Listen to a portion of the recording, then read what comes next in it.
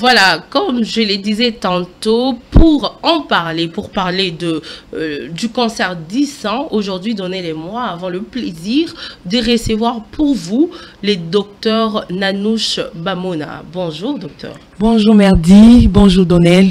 Bienvenue à vous. Merci. Oui.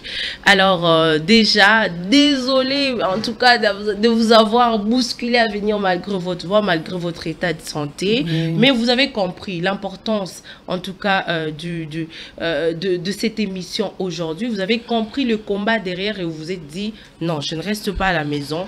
Je viens, on en parle pour plus de sensibilisation. Merci beaucoup.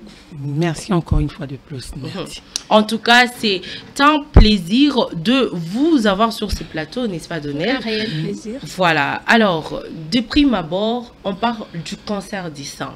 Moi, j'aimerais d'abord qu'on reste dans le contexte congolais. Parce que la semaine passée, il y a eu quand même des chiffres assez alarmants sur les nombres de cas dépistés, en tout cas positifs du cancer du sein. Mais avant tout, nous aimerons savoir le cancer du sein. C'est d'abord quoi le cancer du sein? Ça se manifeste peut-être comment? Ça vient d'où au fait? Parce que c'est quand même un cancer qui atteint assez les femmes. Ça vient d'où? Nous ne savons pas. Le cancer du sein, on en parle, mais on ne sait pas c'est quoi exactement. Merci beaucoup Merdi de m'avoir accordé le temps. Malgré mon état de santé, comme vous venez de le dire, ma voix ne sort presque pas.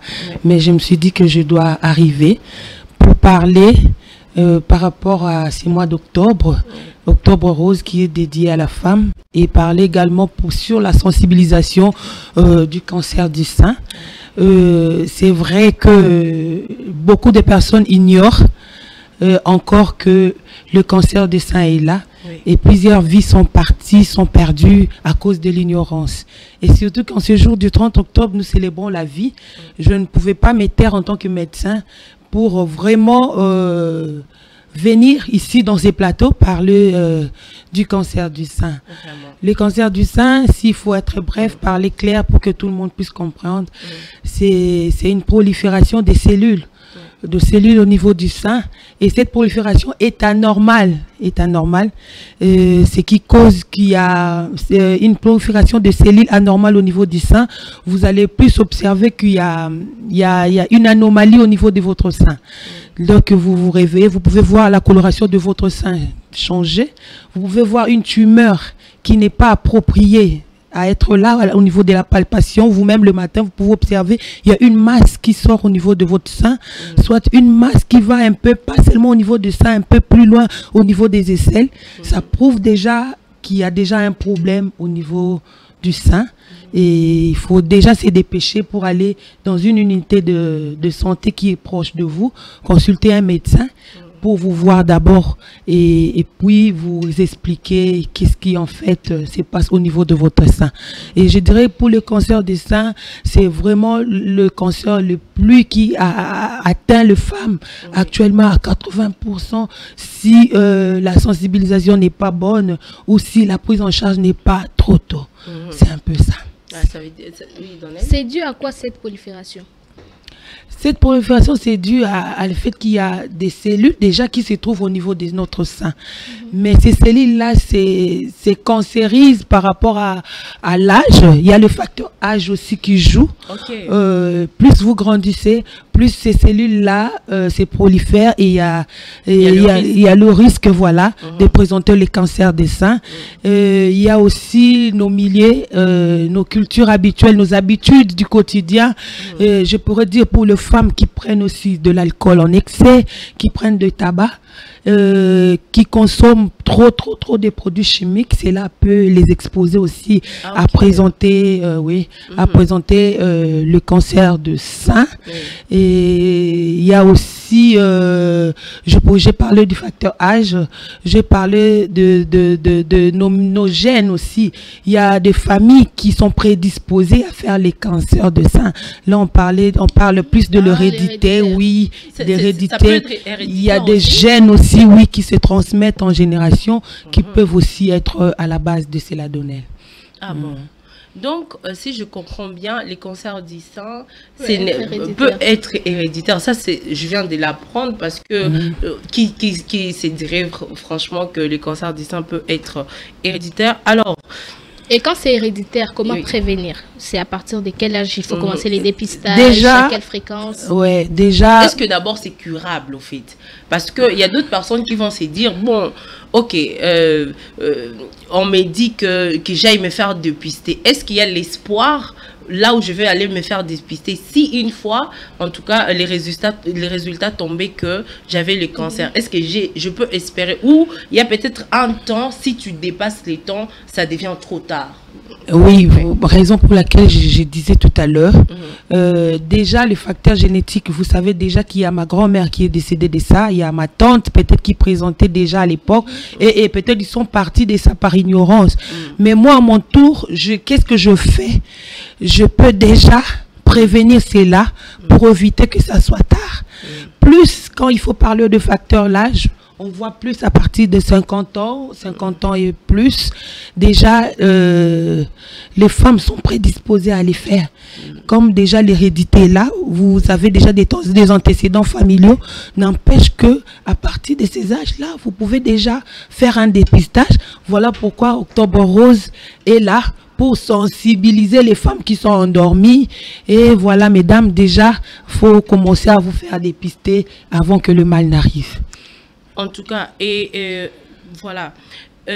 Comment, par exemple, pour le dépistage, est-ce que il y a, comme je demandais, il y a le risque de ne pas guérir, par exemple? Est-ce qu'il y a un âge où, par exemple, si par exemple tu as fait, je ne sais pas si c'est possible de faire avec 1 année, 2 ans, sans que l'on s'en rende compte, et que 2 ans après, tu vas te dépister.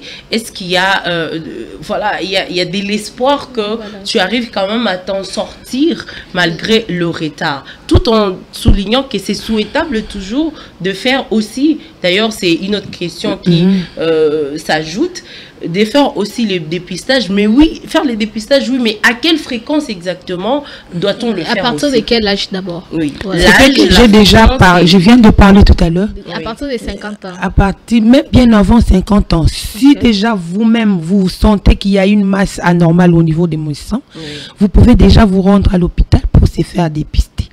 Et quand des gens lancent une campagne de dépistage pour le sein, cela ne dépend plus de l'âge. Lorsque vous êtes disposé, vous sentez déjà que je suis dans un lignée où déjà les gens ont souffert de cela, je peux aller me faire dépister bien avant 50 ans. Cela n'empêche que dès que vous découvrez qu'il y a, les traitements sont là, comme Merdi venait de me demander la question, les traitements sont là, nous pouvons déjà procéder à des traitements pour remédier à cela, elle est guérissable. Oui, et dans notre pays, par exemple, aujourd'hui, nous avons des femmes qui ne vivent pas forcément en ville et des femmes qui n'ont pas peut-être accès à de moyens pour arriver en ville et s'informer concernant.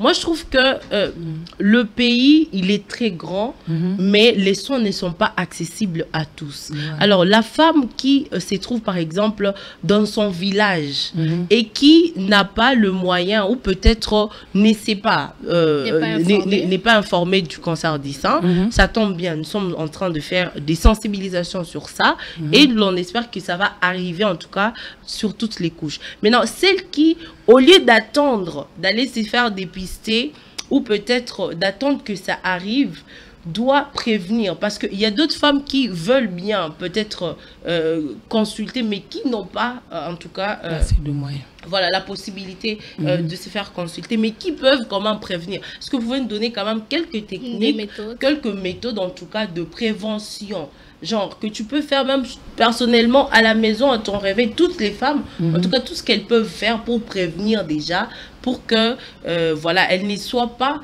forcément obligées de se retrouver avec ces cancers. Merci Merdi. Oui. Déjà pour les femmes qui sont en âge de procréation, c'est-à-dire les mamans qui peuvent déjà porter, être tombées enceintes, la meilleure façon de lutter contre le cancer des seins, c'est d'allaiter les enfants. L'allaitement vraiment constitue une barrière pour le cancer des seins. Allaitez les enfants, ne vous fatiguez pas de donner le sein au bébé, surtout pour nos mamans qui sont dans des milieux reculés et qui les font déjà. Ces femmes-là sont vraiment à l'abri du cancer des seins. Oui. Et comme je venais de vous dire, il y a plusieurs causes aussi qui favorisent cela. Nous devons éviter tous les facteurs favorisants tout autour de nous. Ça veut dire que allaiter suffisamment son enfant, allaiter suffisamment son nourrisson peut permettre d'éviter les cancers du sein. D'éviter les cancers Alors du que sein. les mamans aujourd'hui, il y en a qui arrêtent d'allaiter, l'allaitement même, non 6 mois c'est beaucoup, il y en a qui les font même à 2 mois, 3 mois. Elles se disent que non, il y a le lait industriel que l'enfant peut prendre. Moi je conseillerais toujours à ces femmes-là d'allaiter. C'est très important. C'est très important parce que ça la protège d'abord elle-même en tant que maman et il y a aussi le bienfait pour les bébés. En tout cas, je conseillerais à toutes les femmes d'allaiter qui sont à l'âge d'accouchement, d'accoucher, de donner vie, de donner vraiment le sein aux enfants. C'est important d'allaiter leur bébé régulièrement. Ça leur épargne de présenter les cancers au niveau de leur sein et éviter tous les facteurs que nous venons de citer tout à l'heure qui peuvent entraîner le risque, qui peuvent nous ramener au risque de présenter les cancers, tels que éviter le tabac, trop d'alcool chez la femme, c'est pas tellement Notre bien. alimentation peut aussi... Notre alimentation aussi peut être à la base de tout ce que nous consommons. Qu'est-ce que nous devons éviter alors? Et s'il faut citer tout ce qu'il faut... Non, ça veut dire qu'il faut peut-être tout éviter en excès. En excès, voilà. En excès. Parce que comme on dit, tout excès nuit. Voilà, pour limiter le risque de présenter le cancer de sein. Bon, alors, est-ce que, en tout cas, dans notre province, ville de Kinshasa, est-ce que les infrastructures médicales de cette province permettent aujourd'hui de diagnostiquer aussi à temps? Parce qu'on peut parler de diagnostic, mais est-ce que ce n'est pas par exemple un seul hôpital qui les fait, mais qui n'a pas aussi les matériels adéquats qu'il faut, hein, et qui ne peut pas non plus acquérir un certain nombre de femmes pour le dépistage aussi? Oui, certainement. S'il faut parler de notre pays, nous devons vraiment demander à notre gouvernement, surtout dans nos hôpitaux de l'État, s'il y a possibilité de mettre vraiment du matériel pour dépister à temps les femmes qui viennent. Parce que s'il faut seulement attendre la femme elle-même sortir ses moyens pour aller à l'hôpital, se faire dépister, elle dira que ça pèse, c'est trop cher. Mais si quand même l'autorité ou soit l'État congolais met en place tout le matériel possible à faible coût ou à faible prix, s'il faut le dire, les femmes viendront se faire dépister à temps normal et en une grande quantité. Donc c'est ce que nous devons demander à l'État congolais et à vraiment mettre en place dans nos institutions publiques de matériel approprié pour dépister les cancers chez les femmes.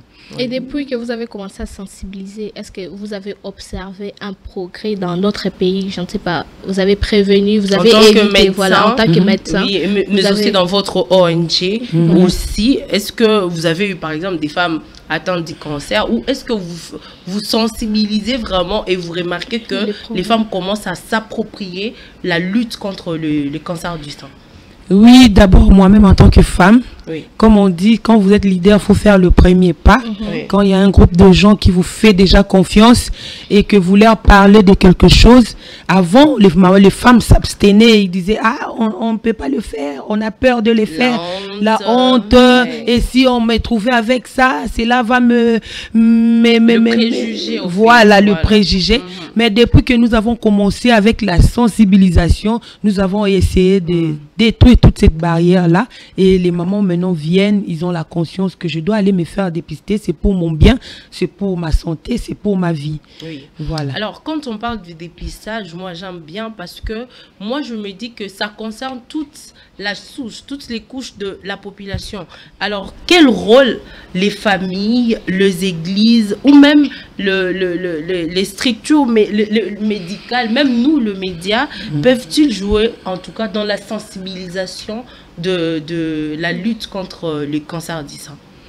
Donc le rôle que tout le monde peut jouer, c'est d'abord de s'y mettre, de se dire que si c'était moi à cette place, si c'était ma famille, si c'était ma soeur, si c'était ma tante, d'aller même dans le fin fond pour parler avec ces mamans-là, pour leur sensibiliser, leur montrer comment se prévenir de ça. Et pour ceux qui sont déjà atteints, comment est-ce que vous pouvez s'en sortir avec, moralement, psychologiquement. Nous devons vraiment accompagner toutes ces femmes-là, toutes ces mamans-là qui sont déjà atteints ou qui ont peur ou frustrés d'être dépister ou se faire examiner. Alors, en votre qualité de médecin, mais aussi de cofondatrice de l'ONG Source de Vie Maman Mobutu, mais surtout en tant que femme, quelle action prioritaire en tout cas vous pensez en tout cas à mettre en place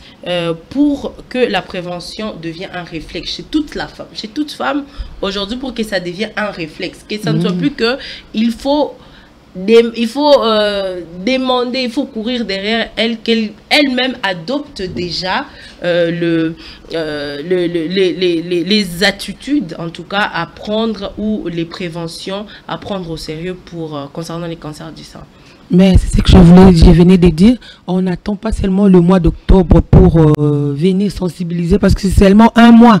L'année contient 12 mois et les 11 autres mois, les femmes sont endormies. Ils attendent que le mois d'octobre. Non, moi, en tant que médecin, je pourrais dire que c'est tous les jours que la femme elle-même peut prendre soin de son corps, et quand il y a déjà quelque chose qui ne va pas, elle-même d'abord, elle s'est dit que il y a telle chose qui ne marche pas au niveau de mon corps, je dois vite m'approcher à l'unité médicale pour voir réellement qu'est-ce qui se passe en moi.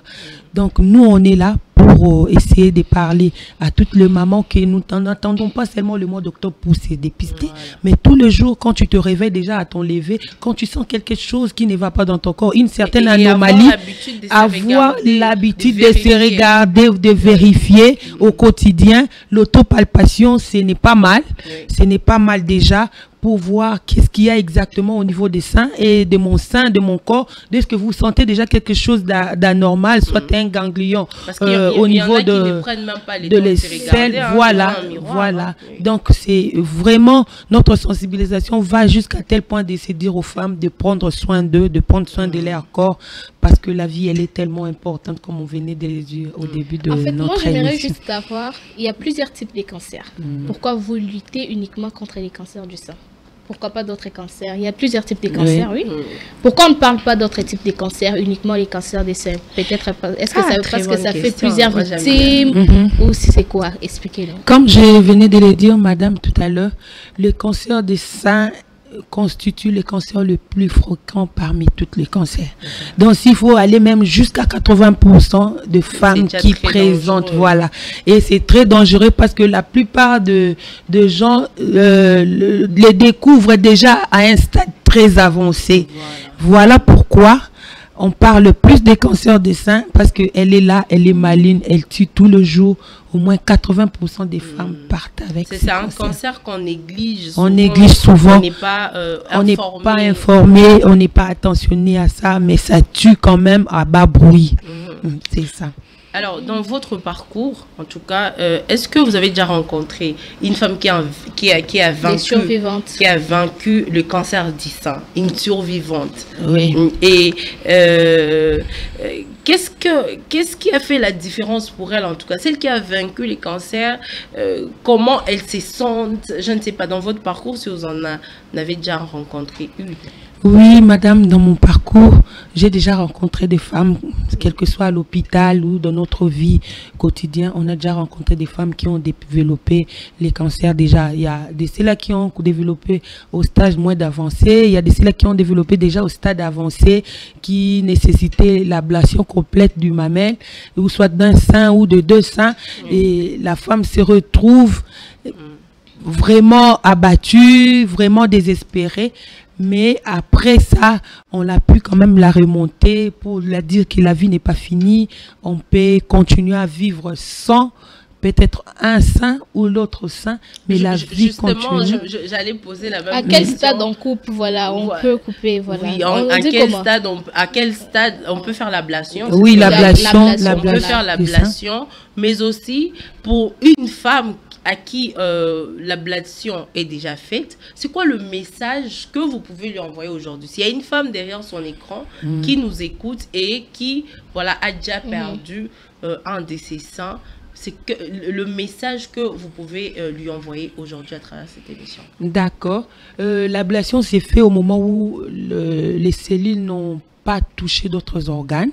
Comme je venais de dire, ce sont des cellules malignes, ils se prolifèrent, ils créent des métastases. Au cas où le métastase n'a pas atteint d'autres organes, là on fait l'ablation pour récupérer, enlever le sein, la partie qui est malade, et puis laisser la personne vivre.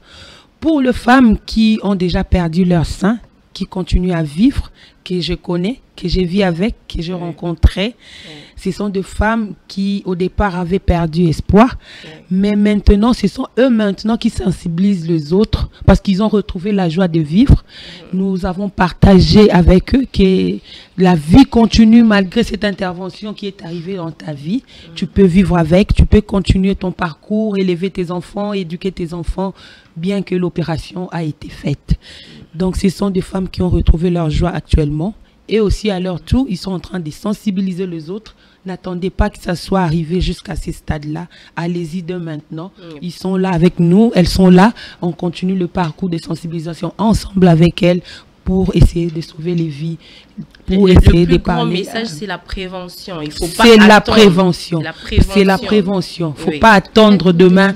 Dès que possible, allez vous faire dépister. Attends, c'est très important. Mais moi, il y a une question qui me vient en tête.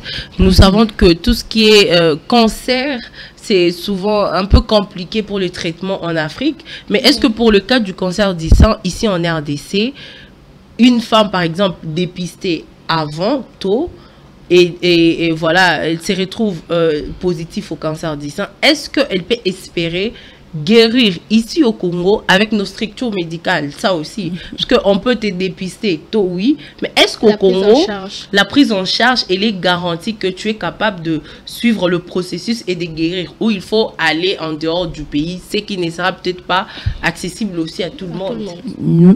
Actuellement, madame, je pourrais vous dire que la prise en charge, elle est accessible au pays, et dès qu'on diagnostique, les traitements sont là. Et il y a déjà des médecins aussi spécialistes en cancérologie qui sont là, qui prennent le malade en charge. Et nous aussi, à notre niveau, en tant que médecins généralistes, nous prenons le malade en charge tous les jours. Et nous les orientons aussi dans les unités médicales qui sont ici au Congo, pas ailleurs, pour le prendre en charge. Raison pour laquelle tout à l'heure on a lancé un message à nos dirigeants de vraiment aider l'équipe médicale pour faciliter les dépistages et les traitements du cancer ici au pays, en mettant en place ou en nous aidant avec le matériel possible ou en finançant les institutions médicales pour la prise en charge de toutes ces femmes-là qui sont atteints et qui veulent suivre le traitement ici au Congo. Voilà, vous l'avez entendu, nous sommes en train de parler du cancer du sein, mais plus précisément de la prévention. Parce que nous, on veut sauver des vies. On ne veut pas attendre que ça soit trop tard, que voilà, les choses soient déjà avancées, que les processus deviennent compliqués. En tout cas, prenez au sérieux tout ce que le docteur est en train de nous dire, c'est très important. Dès que vous remarquez un petit changement sur votre corps, ayez le temps de vous regarder, mesdames. N'ayez pas peur de vous mettre devant un miroir et de vous regarder. C'est votre corps, parce que je sais que nombreux aussi n'ont pas ces réflexes-là. Elles ne se regardent que quand ils sont habillés, quand elles ne les sont pas, elles ne trouvent pas vraiment d'intérêt de se faire. Il faut vérifier son corps, ce qui ne va pas, ce qui apparaît anormalement, ce qui est normal, mais surtout aussi c'est faire dépister les autopalpations. En tout cas, nous sommes en train de découvrir encore plus de méthodes pour prévenir le cancer du sein durant cette matinale avec le docteur.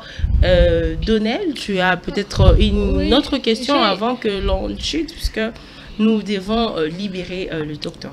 J'ai une dernière question. Oui, Donnel. Il y a peut-être certaines femmes qui ont déjà été dépistées positives, mais qui ont peut-être perdu du parcours. Vous voyez, il y a la chimiothérapie, après vous allez perdre des cheveux. Un message à ces femmes-là, celles qui repoussent, qui ont peur du parcours, voilà, qui ont peut-être peur, non, je vais peut-être perdre les seins, je vais perdre mes cheveux, qui ont peur du traitement. Voilà, un message à ces femmes-là. Du changement que le traitement peut apporter sur le corps. Voilà. D'accord.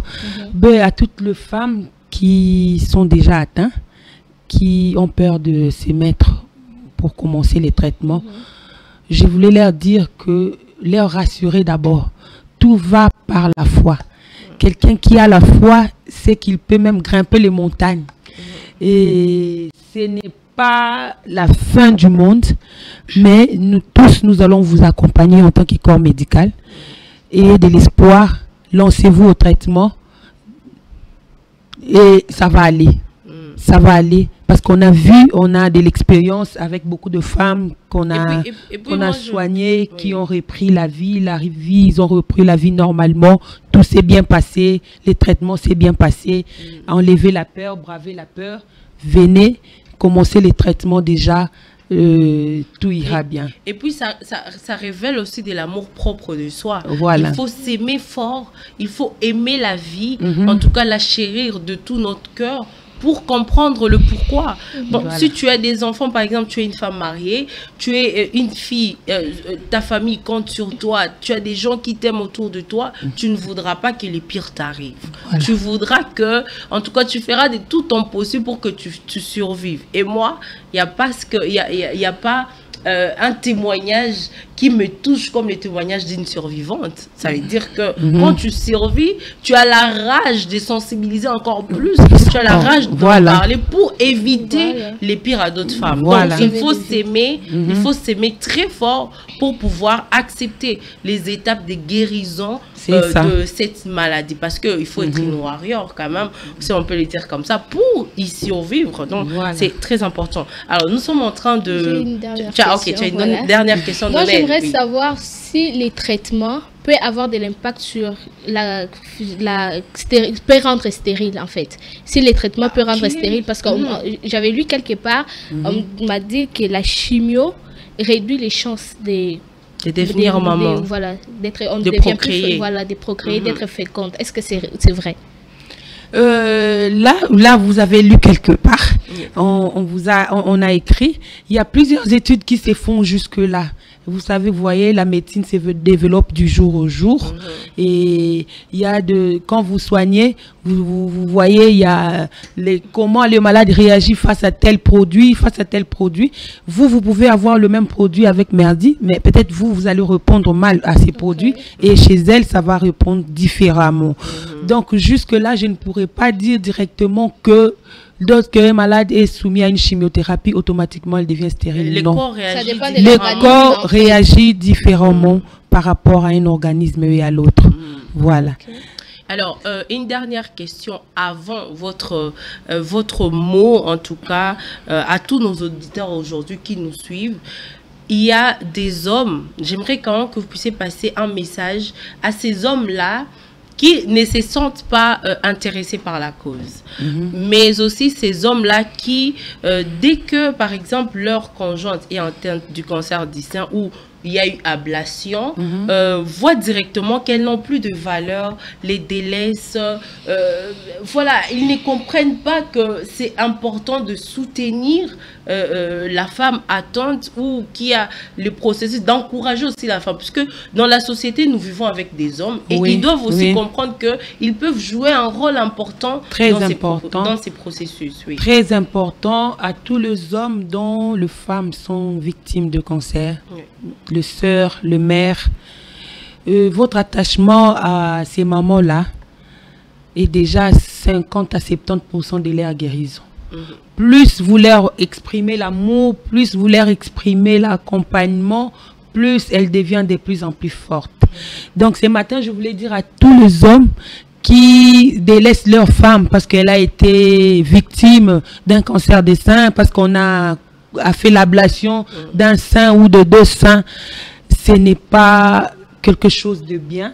Il faut toujours accompagner vos épouses, il faut toujours accompagner les mamans, vos sœurs qui ont vécu, qui sont en train de vivre ces moments les plus difficiles, être là à leur côté. Mais surtout les encourager aussi dans la prévention, encourager aussi les autres membres qui sont tout autour de vous à déjà se faire dépister, à déjà prendre soin de leur corps pour éviter ce qui a déjà comment affecter votre conjoint ou votre proche. Pour limiter les dégâts. Limiter les dégâts, voilà.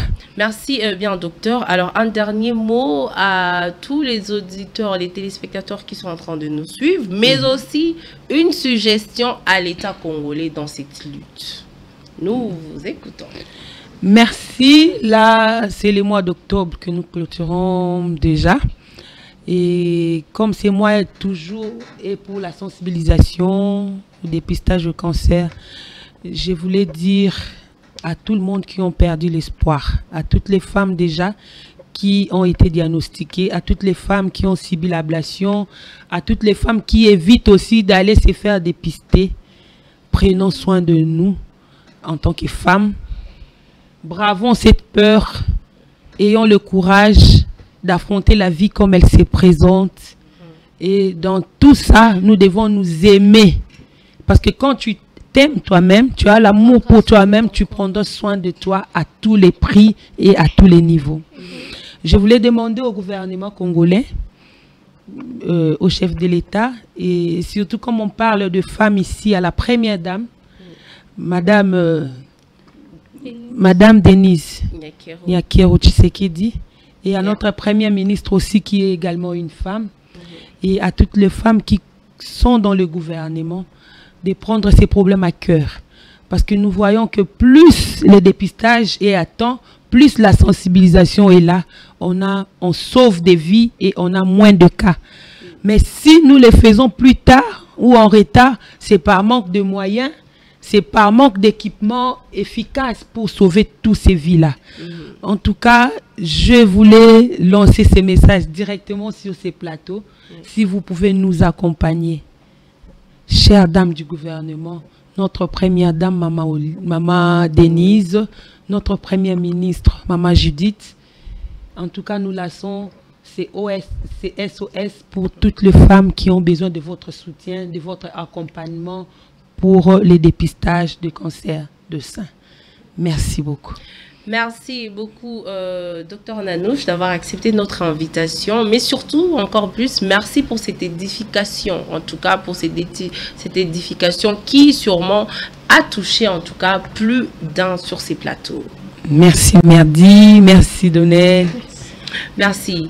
Alors, voilà, on vous l'a dit, des sitôt, je vous l'ai dit, je vous ai dit que en parler, c'était sauver des vies. Je vous ai dit aussi, en parler, c'est aussi agir. Et donc, nous venons de faire notre part. Vous aussi, mesdames, faites votre part. Prenez au sérieux ces cancers car il fait des ravages. Alors, juste après, pour accompagner notre invité vers la sortie, nous allons faire une petite pause publicitaire et vous revenir encore pour la suite de ces programmes matinales. Tout de suite,